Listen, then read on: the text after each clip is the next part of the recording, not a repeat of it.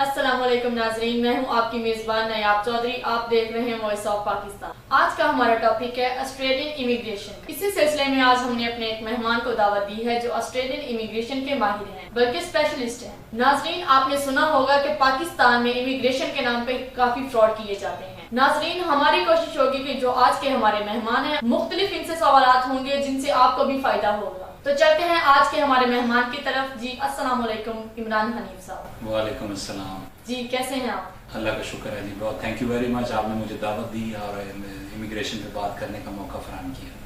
سب سے پہلے تو عمران حنیف صاحب، ہمارا آپ سے سوال ہے کہ آپ اپنی کمپنی کے بارے میں اور آپ کیا کام کرتے ہیں اس بارے میں ہمیں بتائیں. میری کمپنی جو ہے وہ آسٹریلین امیگریشن کا کام کرتی ہے اور آسٹریلین ایجنسی مارا مائگریشن ایجنٹ رجسٹریشن اتھارٹی جو کہ گورنمنٹ آف آسٹریلیا کی باڈی ہے اس سے اپرووڈ ہے. پاکستان میں تقریباً 12 سے 13 کمپنیاں ایسی ہیں جن کے پاس آسٹریلین گورنمنٹ کا لائسنس ہے اور میری کمپنی ان میں سے ایک ہے. اور میں آسٹریلیا کے تمام ویزاز کو ڈیل کرتا ہوں جس کے اندر student visa, skilled visa, business visa, بلکہ میں ڈاکٹرز اور نرسنگ کے لیے بھی کنسلٹیشن پرووائڈ کرتا ہوں. سر، پاکستان میں تو یہ امیگریشن کی جو فیلڈ ہے وہ کافی بدنام ہے، تو آپ کیسے اس فیلڈ میں آئے؟ تھینک یو ویری مچ، بڑا انٹرسٹنگ سوال ہے.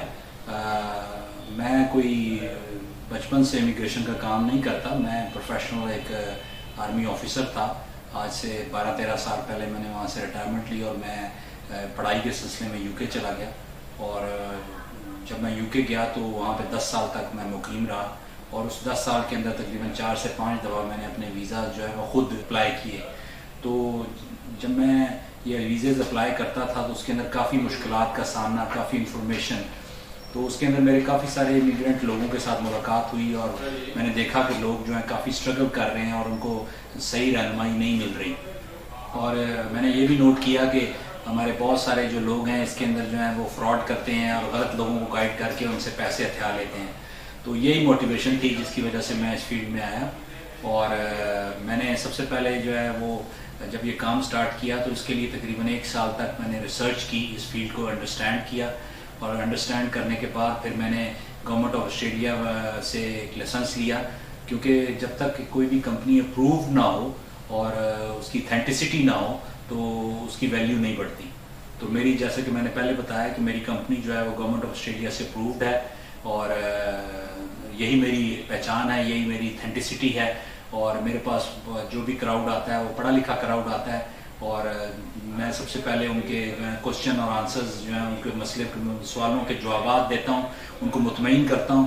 جب وہ مطمئن ہو جاتے ہیں اس کے بعد میں ان کے ساتھ ایک کانٹریکٹ سائن کرتا ہوں اور فیس جو ہے وہ لیگلی طور پہ کمپنی کے بینک اکاؤنٹ میں ڈالی جاتی ہے تاکہ ایک ٹرانسپیرنٹ سسٹم کے طریقے سے یہ کام کو کیا جائے. اور سر، آپ کی کمپنی اور باقی کمپنیوں میں کیا فرق ہے؟ میری کمپنی اور باقی کمپنیوں میں یہ فرق ہے کہ جیسے کہ میں نے پہلے بتایا کہ ایک تو یہ کہ جی میرے پاس بہت سارے لوگ آتے ہیں. پاکستان ایک ان ایجوکیٹڈ کنٹری ہے، تقریباً لٹریسی ریٹ جو ہے وہ مور دین 50% جو ہے وہ نہیں ہے اور تعلیم نہیں ہے، جس کی وجہ سے لوگ باہر تو جانا چاہتے ہیں لیکن ان کے پاس انفارمیشن نہیں ہوتی. تو جب بھی میرے پاس لوگ آتے ہیں تو میں ان کو ایک ہی ایڈوائز کرتا ہوں کہ جب آپ جس بندے کے پاس جاتے ہیں تو چیک کریں کہ کیا وہ بندہ کوالیفائڈ ہے، کیا اس قابل ہے کہ وہ ایڈوائز آپ کو صحیح دے سکتا ہے، پڑھا لکھا ہے. دوسرا سب اس کا جو بزنس وہ کر رہا ہے وہ اتھینٹیکیٹ رجسٹرڈ ہے کہ نہیں ہے. اور تیسرا یہ کہ کیا وہ کسی گورنمنٹ سے یا کسی ایجنسی سے اپرووڈ ہے کہ نہیں ہے. تو اس کے بعد جو ہے نا اتھینٹسٹی. تو میں سب سے پہلے یہی چیزیں میں نے فلفل کی، یہ ریکوائرمنٹ میں نے فلفل کی اور اس کے بعد میں نے یہ کام سٹارٹ کیا تاکہ لوگوں کو ٹرسٹ پیدا کیا جا سکے. سر، جو بزنس مین ہے پاکستان میں ان کے لیے کیا مواقع ہیں، تو آپ بتائیں گے ہمیں ذرا؟ جی، بزنس مینوں کے لیے بہت ساری اپرچونیٹیز ہیں. آسٹریلین گورنمنٹ جو ہے اس نے ایک اسپیشل پروگرام سٹارٹ کیا ہے بزنس مینوں کے لیے، انویسٹرز کے لیے. جیسا کہ آپ کو پتہ ہے کہ آسٹریلیا جو ہے اور کینیڈا 2 واحد کنٹریز ہیں جن کا لاسٹ ریسیشن جب 2008 اور 2009 میں ہوئی تو یہ 2 واحد کنٹری تھے دنیا کے اندر جس کے اوپر ریسیشن کا کوئی اثر نہیں ہوا. اور تھوڑا سا میں آپ کو بتانا چاہوں گا اس سے پہلے کہ میں آپ کو بتاؤں کہ بزنس مینوں کے لیے کیا مواقع ہیں، تھوڑا سا آپ کو آسٹریلیا کے بارے میں بتانا چاہوں گا. آسٹریلیا جو ہے وہ اس کی آبادی تقریباً 2.5 کروڑ کے قریب ہے، تقریباً 25 ملین، اور پاکستان سے رقبے کے لحاظ سے تقریباً 9 گنا بڑا ملک ہے. تو آپ اندازہ لگا سکتے ہیں کہ پاکستان کے برابر تو وہاں پہ ایک صحرا جو ہے آسٹریلیا کے اندر وہ پاکستان کے برابر ہے، تو رقبہ وہاں پہ بہت زیادہ ہے لیکن آبادی بہت کم ہے. تو اس سے آپ کو اندازہ ہو جانا چاہیے کہ وہاں پہ بزنس کے بہت سارے مواقع اور پڑھے لکھے لوگوں کے لیے بہت سارے مواقع موجود ہیں. اور آسٹریلین گورنمنٹ یہ چاہتی ہے کہ پڑھے لکھے لوگ اور انویسٹمنٹ جو لیگل انویسٹمنٹ کرنے والے لوگ ہیں وہ وہاں پہ آئیں اور ایک اچھے شہری بنیں. تو آپ کا جو سوال تھا بزنس مینوں سے ریلیٹڈ، تو اس کے بارے میں آپ کو بتاتا چلوں کہ بزنس مینوں کے لیے 5 سے 6 ڈفرینٹ قسم کے ویزاز جو ہے آسٹریلین گورنمنٹ نے اناؤنس کیے ہیں. سر بزنس میں کس کس کیٹیگری کے ویزے ہیں، کیا آپ ایکسپلین کر سکتے ہیں؟ جی بالکل، بزنس کے اندر میں 4-5 جیسے میں نے آپ کو بتایا کہ میجر ویزے ہیں، میں اس میں سے جو 2-3 میجر ویزاز ہیں ان کو ایکسپلین کر دیتا ہوں. سب سے پہلا ویزا جو ہے وہ ٹیکنیکل ٹرمز میں جو آسٹریلین گورنمنٹ اس کو کہتی ہے سب کلاس 188 الفا 188 الفا اے. یہ وہ ویزا ہے، یہ بیسیکلی اس کو انوویشن ویزا بھی کہا جاتا ہے. یہ ان لوگوں کے لیے ہے جو آلریڈی بزنس مین ہیں. جیسا کہ کوئی بزنس مین یہاں پہ پاکستان کے اندر اپنا لیگل بزنس کر رہا ہے اور اس کا ٹرن اوور سیل کی بات نہیں کر رہا، پروفٹ کی بات نہیں کر رہا، اس کا ٹرن اوور مطلب اس کے پیسے جتنے اکاؤنٹ کے اندر آ رہے ہیں اور جا رہے ہیں، اگر سالانہ جو ہے وہ 5 کروڑ سے زیادہ اس کا ٹرن اوور ہے تو 2 سال کے ریکارڈ کے اوپر وہ جو ہے بزنس کا ویزا اپلائی کر سکتا ہے. صرف گورنمنٹ آف آسٹریلیا یہ چیک کرنا چاہتی ہے کہ اتھینٹک اور جینون لوگ بزنس مین آئیں. یہ ریکارڈ کمپنی کا ان کو شو کرتا ہے کہ جی یہ واقعی ایک جینون بزنس مین ہے اور اس کا جو ٹرن اوور ہے سیل ہے اس کی وہ 5 کروڑ سے زیادہ سالانہ ہے. تو یہ سب سے آسان ویزا ہے. لوگ سمجھتے ہیں کہ جی کہ بہت سارے پیسے چاہیے اس ویزے کے لیے حاصل کرنے کے لیے، تو انیشل انویسٹمنٹ کوئی بھی نہیں ہے. صرف آپ کا جو پروفائل اور ریکارڈ ہوگا اسی کی بیس کے اوپر یہ ویزا اپلائی کیا جاتا ہے. اور مزے کی بات یہ ہے کہ اس ویزے کے لیے انگلش کی جو ریکوائرمنٹ ہے وہ بھی انہوں نے ایگزیمپٹ کی ہے، ایک فیس دینی پڑتی ہے، انہوں نے اناؤنس کی ہے. اگر آپ کی انگلش اچھی نہیں ہے، باقی تمام ویزاز جو ہیں اس کے لیے انگلش کے اندر ٹیسٹ پاس کرنا لازمی قرار دیا گیا ہے. لیکن بزنس مین ویزا ایسا ویزا ہے جس ایگزمپشن دی گئی ہے کچھ فیس دے کے، تاکہ وہ چاہتے ہیں کہ بزنس مین لوگ، پڑھے لکھے لوگ جن کے پاس پیسہ ہے وہ آئیں آسٹریلیا میں اور جینون لیگلی بزنس کریں. تو یہ تو ایک کیٹیگری تھی. نمبر 2 کیٹیگری جو ہے 188 بریوو 188 بی، یہ انویسٹمنٹ ویزا کہلاتا ہے. اس کے اندر جو ہے نا پیورلی آپ اگر بزنس مین نہیں ہیں لیکن اگر آپ کے پاس پیسے ہیں، آپ جانا چاہتے ہیں تو آپ اس ویزے کے تھرو جا سکتے ہیں. یہ بڑا ایزی ویزا ہے. اس کے اندر تقریباً 15 کروڑ کی اگر آپ کے پاس پراپرٹی یا کیش آپ کے پاس موجود ہے تو آپ یہ پراپرٹی کو شو کر کے یہ ویزا حاصل کر لیتے ہیں. اور اس کے بعد آپ گورنمنٹ آف آسٹریلیا کے ساتھ آسٹریلین گورنمنٹ بانڈز میں اس پیسے کو انویسٹ کرتے ہیں، جس کے اوپر گورنمنٹ آف آسٹریلیا آپ کو اس کے اوپر انسینٹیو دیتی ہے، پروفٹ بھی ریٹرن بھی دیتی ہے. اور یہ 4 سال کا ویزا ہوتا ہے اور 4 سال کے بعد آپ کے پیسے آپ کو ود انٹرسٹ ریٹ آپ کو واپس مل جاتے ہیں اور آپ کو اور آپ کی فیملی کو ایک پرماننٹ ویزا، پرماننٹ ریزیڈنس دے دی جاتی ہے. تیسرا ویزا جو ہے وہ سگنیفیکنٹ انویسٹمنٹ ہے. اب بہت سارے ایسے لوگ ہیں، امیر لوگ ہیں جو چاہتے ہیں کہ ہم آسٹریلیا میں جا کے نہیں رہ سکتے یا ان کا بزنس اتنا بڑا ہے کہ وہ اپنے ملکوں کے اندر جو ہے نا اس کو سنبھال رہے ہیں. تو ان کے لیے یہ سگنیفیکنٹ انویسٹمنٹ، بہت زیادہ انویسٹمنٹ کی ریکوائرمنٹ ہوتی ہے. $5 ملین تک کی انویسٹمنٹ اگر آپ کے پاس ہے تو آپ کو جا کے آسٹریلیا میں رہنے کی ضرورت بھی نہیں ہے. صرف سال کے اندر 40 دن آپ وہاں جا کے رہیں گے اور 40 دن کے بعد آپ واپس بے شک آ جائیں اور آپ نے انویسٹمنٹ کی ہوئی ہے اس کی بیس کے اوپر آپ کو وہاں کا پاسپورٹ اور پرماننٹ ریزیڈنسی مل جاتی ہے. عمران حنیف صاحب، اس سارے پروسیس میں کتنا ٹائم ریکوائرڈ ہے؟ منیمم 6 to 9 months کا ٹائم پیریڈ ہوتا ہے جو منیمم جو گورنمنٹ آف آسٹریلیا نے ڈکلیئر کیا ہے. لیکن کچھ سرٹن کیسز میں جہاں پہ پولیس ویریفیکیشن وغیرہ کا کوئی پرابلم ہو تو کچھ کیسز میں ڈیلے ہو جاتا ہے، لیکن 70 to 80% کیسز جو ہے وہ 6 to 9 months میں ہو جاتے ہیں. عمران حنیف صاحب، جو ہمارے پاکستان میں بہت سارے اسٹوڈنٹس ہیں جو جانا چاہتے ہیں، بہت ساری محنت کر رہے ہیں لیکن وہ جا نہیں سکتے، تو ان کے لیے کیا طریقہ کار ہے اسٹوڈنٹ ویزا لینے کے لیے، وہ کیسے جا سکتے ہیں؟ بڑا انٹرسٹنگ سوال ہے. بہت سارے بچے جو ہیں ان کے پاس انفارمیشن ہی نہیں ہوتی اور جس کی وجہ سے وہ جو ہے نا وہ اپنے خوابوں کی تعبیر نہیں کر سکتے. میرے پاس جب بھی کوئی کلائنٹ آتا ہے اور وہ پوچھتا ہے کہ آپ کیا کام کرتے ہیں تو میں ان کو ایز اے مذاق کے طور پہ کہتا ہوں میں خواب بیچتا ہوں. اور خواب بیچنے سے میری مراد یہ ہوتی ہے کہ میں ان کو ان کے ڈریمز، اگر کسی بچے کا ڈریم ہے کہ وہ جا کے آسٹریلیا میں پڑھے اور اس کے بعد وہاں کا ریزیڈنٹ بنے اور ایک فلرش کرے اور اپنی زندگی کے اندر پیسہ کمائے اور ایک کامیاب انسان بنے، تو اس کے لیے میں ان کی مدد کرتا ہوں.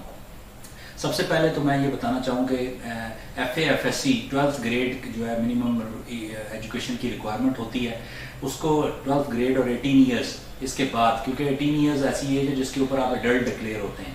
تو 12 جماعتیں پاس کرنے کے بعد آپ کو ایک انگلش کا ٹیسٹ آئلٹس جو ہے وہ اس کے اندر جو ہے نا 6 منیمم بینڈ جو ہے لینا پڑتا ہے، اسکور کرنا پڑتا ہے، کیونکہ بغیر انگلش ٹیسٹ کے آپ کو وہاں کی یونیورسٹی جو ہے وہ ایڈمیشن نہیں دیتی.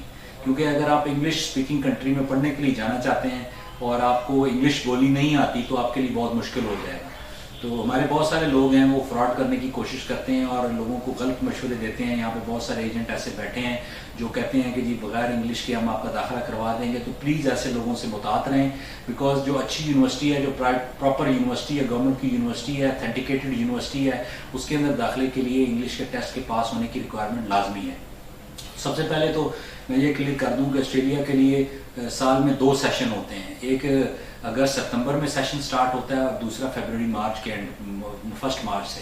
تو اگر آپ لیٹ سپوز کہ میں بتاتا ہوں، اگر آپ فیبروری کے اینڈ میں یا مارچ کے سٹارٹ میں جو سیشن جوائن کرنا چاہتے ہیں تو تقریباً 4 سے 5 مہینے پہلے آپ کو یہ پروسیس سٹارٹ کرنا پڑے گا، کیونکہ 6 سے 8 ہفتے کم از کم میں ریکمینڈ کرتا ہوں کہ آپ جو ہے انگلش ٹیسٹ کی تیاری کریں.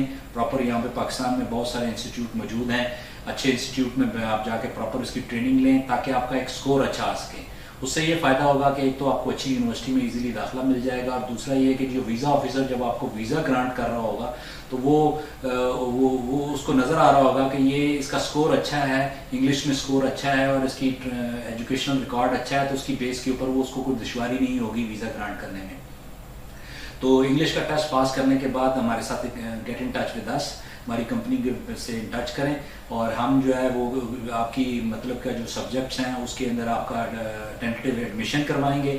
اس کے بعد یونیورسٹی آپ کو ایک ٹینٹیو لیٹر جو ہے وہ ایشو کرے گی، اسی کی بیس کے اوپر آپ جو ہے وہ فیس جمع کرائیں گے. فیس جو ہے وہ 30% 40% کے قریب میں جمع کرائی جاتی ہے، اور اس کے بعد university confirmation of enrolment confirm کرتی ہے. جب کنفرمیشن آف انرولمنٹ یونیورسٹی کی ہو جاتی ہے تو اس کے بعد ویزا پروسیس سٹارٹ کیا جاتا ہے. اور ویزا پروسیس کے لیے جو سب سے مین چیز ہے وہ اکاؤنٹس آپ نے شو کرنے ہوتے ہیں کہ آپ کو سپورٹ کون کر رہا ہے. آپ نے یہ ثابت کرنا ہوتا ہے کہ آپ ایک لیگل پیسے سے وہاں جا رہے ہیں، آپ کے پیرنٹس یا آپ کے فرسٹ بلڈ ریلیشن آپ کو سپورٹ کر سکتے ہیں. عمران صاحب، ایک 18-19 سال کا جو بچہ ہے اس کے پاس تو اپنا اکاؤنٹ نہیں ہوگا، تو کیا وہ اپنے والدین کے اکاؤنٹ سے جا سکتا ہے؟ اگر اس کے والدین بھی غریب ہیں، وہ افورڈ نہیں کر سکتے، تو اس کے پاس کوئی ایسا طریقہ کار ہے جس سے وہ بیک پڑھنے کے لیے جا سکتا ہے؟ جی بہت اچھا سوال ہے. یہ بیسیکلی انڈرسٹینڈ کرنا چاہیے کہ مجھے بالکل انڈرسٹینڈ ہے پاکستان ایک غریب ملک ہے اور یہاں پہ ہر بچے کا ڈریم ہے کہ وہ جائے باہر پڑھنے کے لیے لیکن افورڈ نہیں کر سکتا. تو میں یہاں پہ تھوڑا سا ایکسپلین کرنا چاہوں گا کہ اگر آپ کے والد یا والدہ کے پاس ایسی پراپرٹی ہے تو پراپرٹی شو کر سکتے ہیں، بینک بیلنس ہے تو وہ شو کر سکتے ہیں. اگر والدین کے علاوہ آپ کے جو فرسٹ بلڈ ریلیشن ہے، آپ کے خالہ، آپ کے ماموں، آپ کے چچا، آپ کی تایا، اگر وہ کہیں کسی باہر کے ملک میں مقیم ہیں یا اچھے بزنس لیڈر پہ ہیں تو وہ آپ کو اسپانسر کر سکتے ہیں. وہ شو کر سکتے ہیں کہ وہ یہ آپ کو پیسے جو ہیں آپ کے پے کر رہے ہیں لون کے طور پہ. تو ان کی جو ہے اکاؤنٹس جو ہے نا وہ ہم اٹیچ کر سکتے ہیں.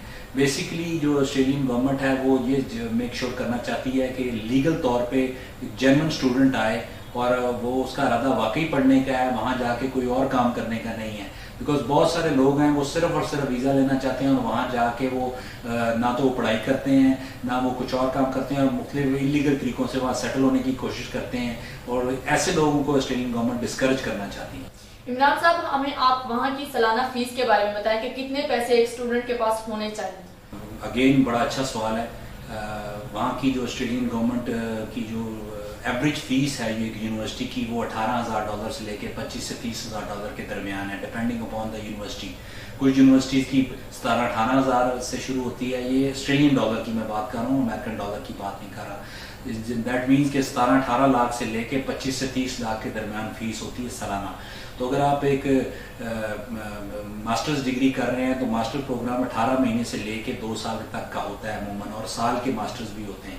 تو آپ ذہن میں رکھیں کہ جی 17 لاکھ اگر ایک سال کا ہے تو 17-18 لاکھ روپیہ ٹیوشن فیس ایک سال کی ہونی چاہیے. اگر 2 سال ہے تو اسی حساب سے $35,000 سے $40,000 کے قریب ہونی چاہیے. لیکن مزے کی بات ہے کہ یہ ساری کی ساری فیس یکمشت ادا نہیں کرنی ہوتی. آپ جس ٹائم اپلائی کرتے ہیں تو آپ کم از کم $8,000 سے $10,000 آدھی فیس آپ جمع کراتے ہیں, 1-2 سیمسٹرز کی فیس جمع کراتے ہیں, اور اس کے بعد وہاں پہ چلے جاتے ہیں. اور جو بھی اسٹوڈنٹ وہاں پہ جاتا ہے اس کو وہاں پہ کام کرنے کی اجازت ہوتی ہے. ایک لمیٹڈ ٹائم پیریڈ 20 گھنٹے ایک ویک کے اجازت ہوتے ہیں, جس سے وہ اسٹوڈنٹ اپنا جو ہے خرچہ پانی وہاں پہ نکال سکتا ہے. تو میں نارملی جو ہے جب بچے جاتے ہیں اسٹارٹ میں تو شروع میں پیرنٹس کو ریکمینڈ نہیں کرتا کہ پہلے 6 مہینے وہ جا کے جاب کریں, بیکاز نئے ملک کے اندر جاتے ہیں, نیا کلچر ہوتا ہے, نئی زبان ہوتی ہے, نیا علاقہ ہوتا ہے, تو ان کو سیٹل ڈاؤن پروسیس چاہیے. تو کم از کم 6 مہینے تک جو ہے وہ اسٹوڈنٹس جو ہیں وہ جاب نہ کریں, ان کی فیس پیڈ ہو اور ان کے اوپر کوئی پریشر نہ ہو. تو اس کے بعد جب بچہ وہاں جا کے سیٹل ہو جاتا ہے, وہاں پہ دوستی یاری اس کی ہو جاتی ہے, اپرچونیٹیز اس کو سمجھ آنا شروع ہو جاتی ہیں, تو وہ جو ہے نا جاب کر کے اپنا خرچہ اٹھانا شروع کر دیتا ہے. اور دوسری بات جو میں سب سے زیادہ امپورٹنٹ بتاتا ہوں کہ صرف اور صرف جو ہے وہ جاب کے اوپر انحصار نہ کیا جائے. کچھ لوگ سمجھتے ہیں کہ وہاں جا کے جاب کر کے وہ فیسیں پے کر دیں گے, اور وہ بعد میں پھر وہ پریشر میں آ جاتے ہیں, فیسیں نہیں پے کر پاتے, یونیورسٹی سے ایکسپیل کر دی جاتے ہیں اور اپنی ڈگریاں کمپلیٹ نہیں کر پاتے. تو میں ریکمینڈ یہ کرتا ہوں کہ آپ یہ ایک قسم کی انویسٹمنٹ ہے جو اپنے اوپر آپ کر رہے ہیں اسٹوڈنٹ جو ہے, تو یہ اس کا ارینجمنٹ کر کے جائیں.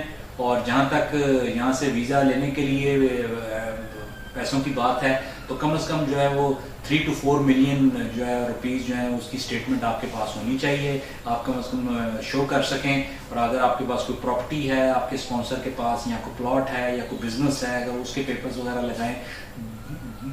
آسٹریلین گورنمنٹ ویزا گرانٹ کرتے ہوئے یہ دیکھنا چاہتی ہے کہ جینوئن اسٹوڈنٹ ہے اور اس کی فیس پے کرنے میں کوئی رکاوٹ حائل نہیں ہے, اور یہ اپنی بغیر کسی مدد کے, بغیر کسی پرابلم کے یہ بندہ جو جا رہا ہے جنرلی طور پہ وہاں پہ تعلیم مکمل کر سکے گا. عمران صاحب, ہم نے آپ سے اسٹوڈنٹس کے بارے میں سوال کیا, بزنس کے بارے میں سوال کیا, اب ہم آتے ہیں ہنرمند لوگوں کے بارے میں. ٹھیک ہے, جو ہنرمند لوگ ہیں, انجینئرز ہیں, ڈاکٹرز ہیں, ٹیچرز ہیں, تو ان کے لیے کیا مواقع ہیں؟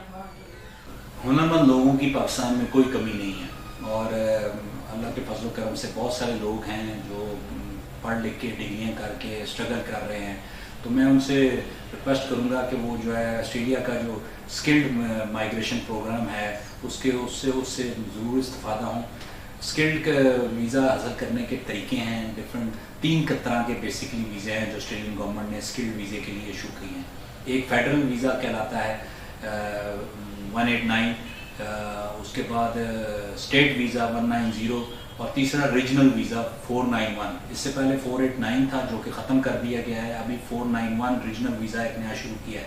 کیونکہ آسٹریلیا جو ہے وہ ایک جزیرہ ہے, اور جزیرے کی زیادہ تر آبادی اس کی پیرافری پہ, کناروں پہ موجود ہے, اور جو اس کے بڑے 4-5 جو شہر ہیں, سڈنی, میلبرن, برسبن اور 1-2 اور بڑے جو ہیں پرتھ, ان شہروں کے اندر آبادی کا تناسب کافی زیادہ بڑھتا جا رہا ہے. تو آسٹریلین گورنمنٹ یہ چاہتی ہے کہ جو نئے لوگ, جو ہنرمند لوگ آئیں یا پڑھے لکھے لوگ آئیں, ان کو ان بڑے شہروں سے باہر سبربس کے اندر, ریجنل علاقوں کے اندر جا کے سیٹل کیا جائے, تاکہ آسٹریلیا کے باقی علاقے بھی ڈیولپمنٹ ہو سکے ان کے اندر.